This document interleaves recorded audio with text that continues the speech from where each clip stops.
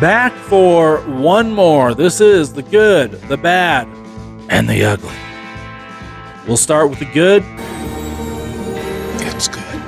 It's good. It's good.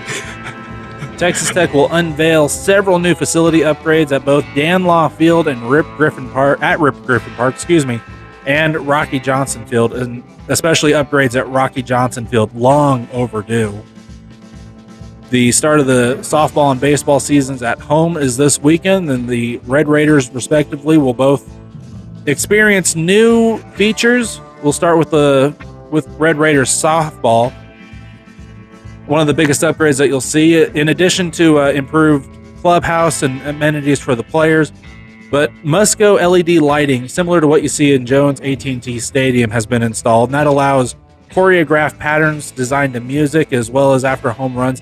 You've had this at Dan Law Field before. You don't get to use it as much because it's a little bit of a safety hazard. I suspect Texas Tech softball is going to have a lot more fun. The biggest change that you will see, though, is there is now a shade built over the stands. Much, much needed, as that stadium was the surface of the sun previously. So now you get to relax in the cool shade at Rocky Johnson Field while you're watching the number one team in the country. And then when the sun goes down, the party begins with the LED lighting system. There's also new LED lights inside the locker room. The clubhouse also features updated photos throughout the facilities of Texas Tech's historic 2025 season. And over at Rip Griffin Park, the stadium features a brand new state-of-the-art playing field from Shaw Sports Turf. As far as it, if you're a player, it is a state-of-the-art field. It is better on your knees. It is better from a just being able to play and do your job standpoint. From a fan, you'll notice it got the correct double T treatment. There is a flat double T replacing what was the giant beveled double T out in outfield now, and then script Texas Tech over near home plate.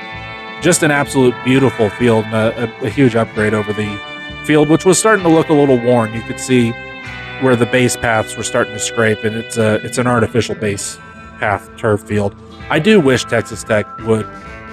Well, first of all, I wish they would replace both Jones At&t Stadium and Dan Law Field with natural grass. I've been told that that's not possible.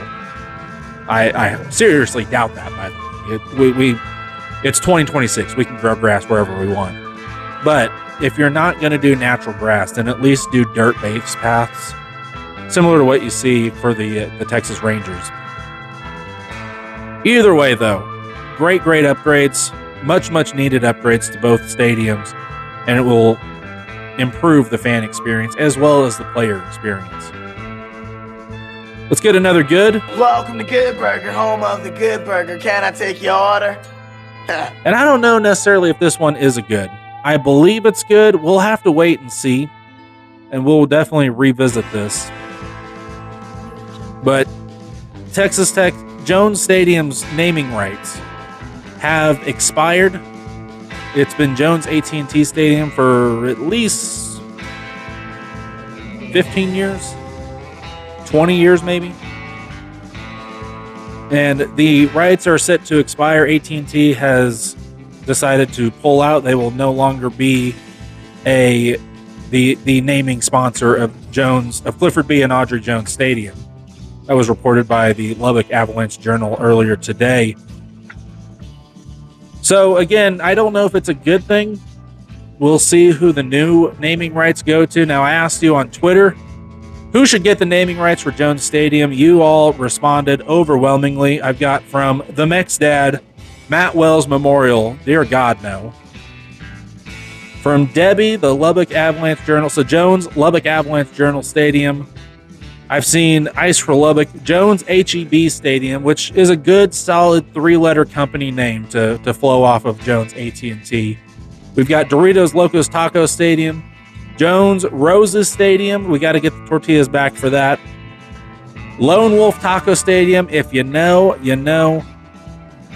Rager Dykes Auto Group Stadium, the only correct option. That's from Connor Campbell on Twitter. And naturally, Mission Tortilla Stadium. By far, my favorite one that I have seen, though, is Jones Evie Mae's Barbecue Stadium. I want this to happen solely so that we can start calling Jones Stadium the Barbecue Pit. However, I think the obvious choice is right in front of us, and it remains to be seen, but my belief is that we're going to be calling it Jones Double Eagle Stadium here in the near future. It's already Cody Campbell Field. Double Eagle just seems like the correct choice. I'm all for any oil and gas industry names for Jones Stadium moving forward as well. Anything oil, gas, ag-related, farm-related, whatever it is, sign me up. But it's a little bit bittersweet. Most of us have gotten very accustomed to Jones At&t Stadium. Some of us, like me, have been around for a while, and we remember Jones SBC Stadium before SBC was bought out or merged with At&t. I still remember when it was Clifford B. and Audrey Jones Stadium.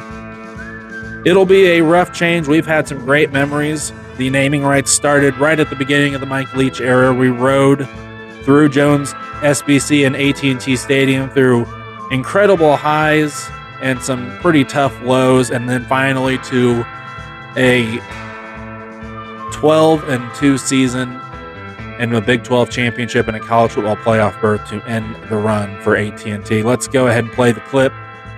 You are looking live at Jones At&t Stadium in Lubbock, Texas. R.I.P. Jones At&t. We look forward to seeing who the new sponsor is and what they bring to the table and the memories that will surely come with it, good and bad.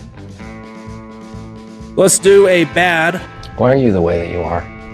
As we have talked about exhaustively, JT Toppin out for the season. Just an absolute gut punch for Texas Tech. You were rolling.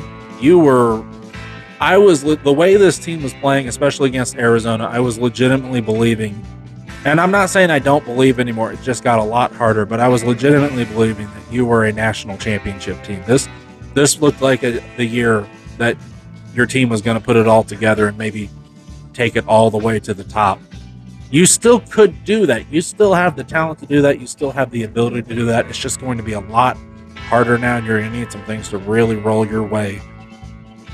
And of course, as I said, as much as I hate this for Texas Tech basketball, as a Texas Tech fan, I hate this more for JT Toppin. Nobody deserves an injury like this, but it could not have happened to a better person. Still have a chance to make something happen in March, and you really need players, namely Luan Watts, to step up, but you're going to have to fill that void by committee. And let's get an ugly. So dumb. It's so dumb, it's brilliant. No! It's just dumb.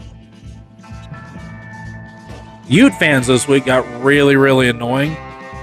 For whatever reason, I think it was from some podcast or just some chatter from inside Salt Lake City. Ute fans started sending cryptic messages about joining the Big Ten. There is a strong contingent inside the Ute fan base that believes they're going to the Big Ten as early as next year. It's not going to happen. Guys, I'm sorry. I'm not really that sorry because you guys annoy the hell out of me, but it's not going to happen. If it was going to happen now come back in 2030. But if it was going to be happening soon, it would have already happened when the Pac-12 was collapsing and the Big Ten could have gotten you for basically free. Well, I mean, let's not pretend like Utah wasn't going to be willing to do the SMU thing and basically join the Big Ten for free. And the Big Ten still didn't want you over. They picked the USC, UCLA, of course, but then the second wave of Pac-12 teams going to the Big Ten, you were not a part of that shit. They picked Oregon and Washington. So never mind the fact that Utah has not won a single Big 12 championship in any sport. They sit here with this holier than thou attitude, acting like they're too good for this when they can't even win games. Relax. Enjoy the ride. It's a good conference with a lot of good fans, and if you would just quit acting like lunatics, you can maybe get a piece of that too. That's all.